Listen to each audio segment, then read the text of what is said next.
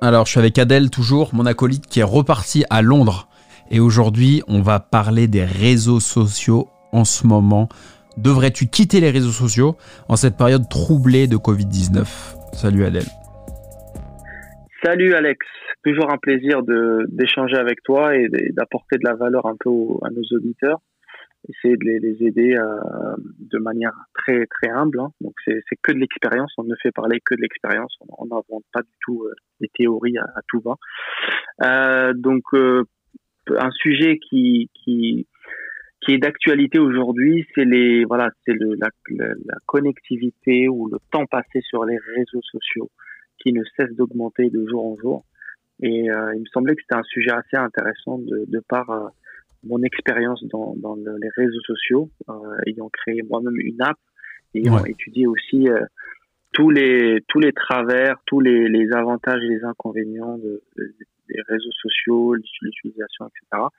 Ça me tenait vraiment à cœur d'en parler, d'échanger avec toi là-dessus, parce que il y a énormément de gens aujourd'hui qui sont devenus addicts aux réseaux sociaux en 2020. Et ceux qui étaient déjà addicts pré-Covid, ils sont encore plus addicts aujourd'hui parce que ils se retrouvent avec beaucoup de temps au quotidien et ils savent plus quoi faire, et la seule soupape, si tu veux, c'est de se connecter aux réseaux sociaux pour vraiment souffler, respirer et parler à vos amis. Donc, faut savoir une chose, c'est que moi, je suis pas du tout anti-réseaux sociaux. Moi, je suis anti-réseaux sociaux qui te distrait. Donc, je précise bien, c'est l'élément majeur que j'aime pas du tout sur les réseaux sociaux, c'est l'effet distraction. L'effet distraction, c'est vous passez du temps sur des réseaux sociaux et vous perdez du temps sans atteindre l'objectif initial que vous êtes fixé. C'est-à-dire, c'est quoi l'objectif initial ? C'est quoi ? Alors, donc c'est pour ça que voilà, il faut toujours avoir un objectif, même pour prendre du plaisir, même pour parler à sa famille. Donc tu vas te connecter à WhatsApp par exemple, dans le but d'appeler quelqu'un, d'accord, de prendre des nouvelles. Tu vas aller sur Facebook pour parler à quelqu'un, pour faire quelque chose de précis. Donc ça c'est avoir un objectif précis. Mais l'utilisation qui est malsaine, c'est d'aller sur Facebook, de prévoir de passer 15 à 20 minutes et de finir de passer par exemple 1 heure à 2 heures par session. Et donc la répétition de ces sessions non contrôlées, non programmées, vont s'accumuler et vont te faire perdre un temps de malade. Donc il y a une application qui s'appelle Screen Time sur ton iPhone que tu peux utiliser pour mesurer justement le temps passé sur les réseaux sociaux. Et quand je dis réseaux sociaux, c'est le Big Four bien sûr de Facebook. Donc c'est là où on passe le plus de temps. On passe plus de 70% sur le Big Four, à savoir Instagram, Messenger, Facebook et c'était quoi. Maintenant il y a même Facebook Dating d'ailleurs, pour ceux qui ne savent pas, qui va être bientôt lancé en France, qui est lancé en UK et qui vise à retenir les utilisateurs encore plus. Donc c'est ça que j'entends par la distraction, c'est de ne pas contrôler le temps passé sur les réseaux sociaux.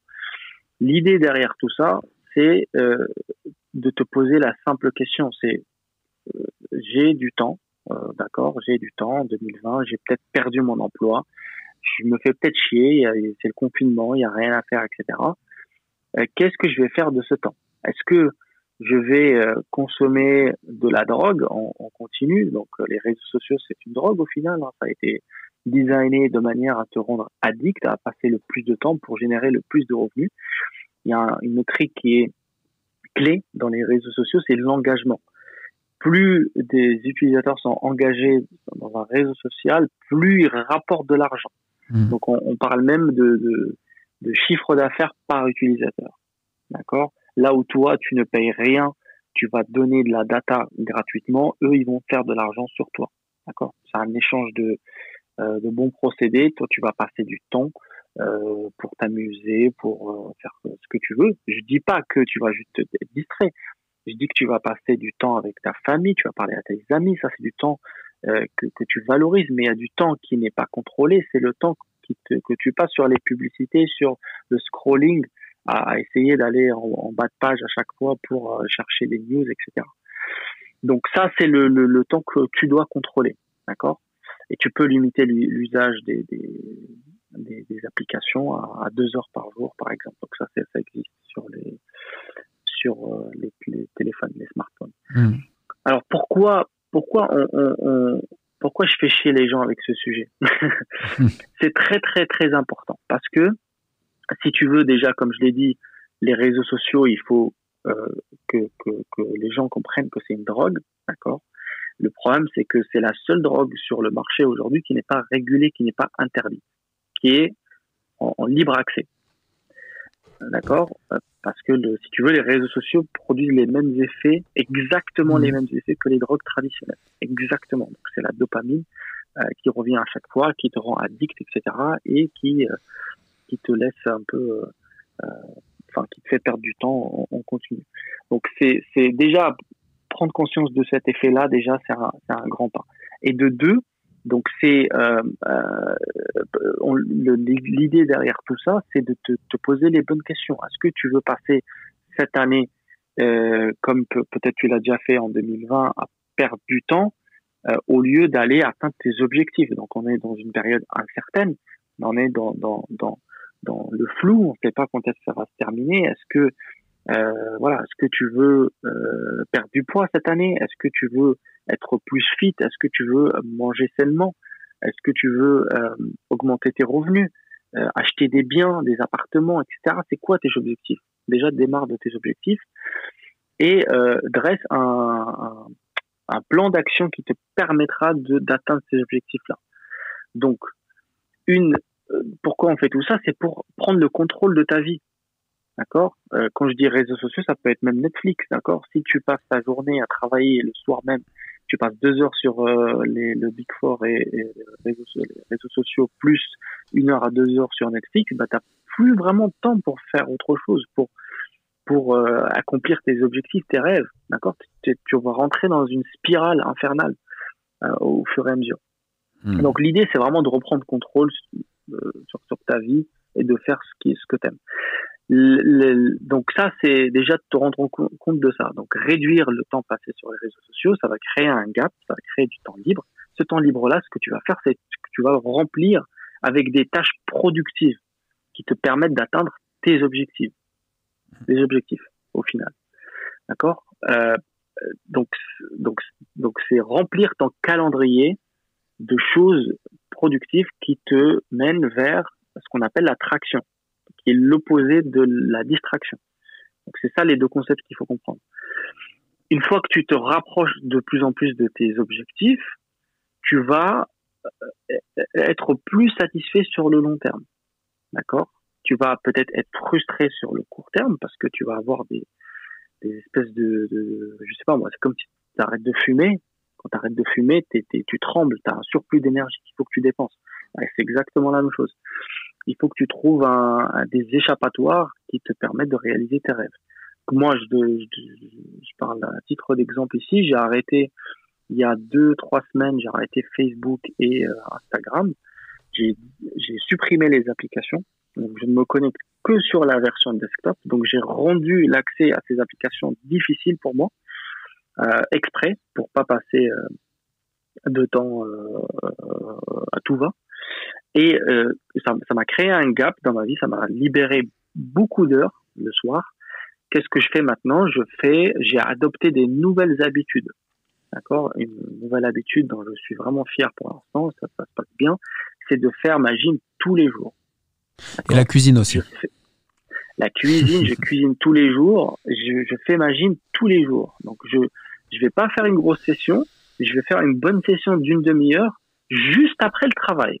Voilà, donc ça, c'est vraiment des idées concrètes pour essayer de survivre à cette pandémie. Donc pour ceux qui bossent de la maison, moi je bosse de la maison. Le problème, c'est que tu bosses de la maison, tu fais tout à la maison, tu manges, tu prends ton café, tu fais ton sport, tu fais tout. Donc tu as besoin d'être très très organisé, de créer des espaces de vie à l'intérieur de chez toi. Moi, j'ai un espace bureau, j'ai un espace détente, j'ai un espace stand-up desk, donc je me lève et je travaille. J'ai un espace où je dors, voilà. Et tu peux sortir quand même là en ce moment? Là, on peut pas sortir, on est bloqué. Mais pour faire les courses, tu fais comment? Tu sors pour faire les courses, tu sors pour faire ton sport aussi. Moi, personnellement, je préfère faire ma gym chez moi parce que c'est super froid. J'aime pas courir. Enfin, c'est le seul truc que j'aime pas dans le sport. Donc, je fais ma gym et vous pouvez très bien sortir pour courir, pour faire vos exercices, etc. Mais le but, par exemple, c'est de le faire juste après le travail pour casser la routine. D'accord? Encore une fois, c'est très important, ça. Casser la routine. Il faut pas passer du travail directement au téléphone. Il faut casser la journée. Couper la journée en deux. Une fois que tu coupes la journée en deux, tu vas te sentir très bien après le sport. Tu vas manger un truc, tu vas dire que tu vas commencer une nouvelle phase dans ta journée.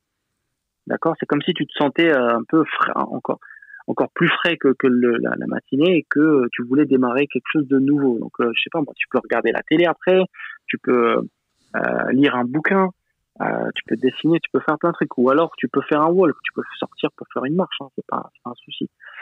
Donc, voilà, tout ça pour dire, c'est que ce sont des petites habitudes qui, répétées tous les jours, vont te permettre d'adopter un nouveau mode de vie plus sain que ce que tu as peut-être pu faire l'année dernière. Et moi, j'en étais même la victime. J'ai passé énormément de temps sur les réseaux sociaux. Mais maintenant que j'ai réduit, je me sens beaucoup plus calme, beaucoup plus focus aussi. J'ai repris du focus sur mon travail. Donc, j'arrive à me concentrer sur une tâche pendant 1 heure. Maintenant, là où avant, je checkais tout le temps mon téléphone et j'avais des interruptions en continu. Donc, ce côté-là, ça fait beaucoup améliorer. Voilà. Donc, intéressant. Donc, tu as parlé de deux concepts. Là, c'est le pouvoir des habitudes. Le pouvoir des habitudes, il y a aussi l'effet cumulé, c'est-à-dire enchaîner les bonnes habitudes pour pouvoir avancer, et aussi le deep work, c'est-à-dire se concentrer pour atteindre cet état un peu de deep work. Il faut effectivement couper les notifications, déjà c'est la première chose, et pourquoi pas enlever les applications aussi de son téléphone pour se connecter moins souvent. Intéressant Adel, merci pour ton intervention, et puis à très vite de toute façon. De rien. Merci Alex. Ciao.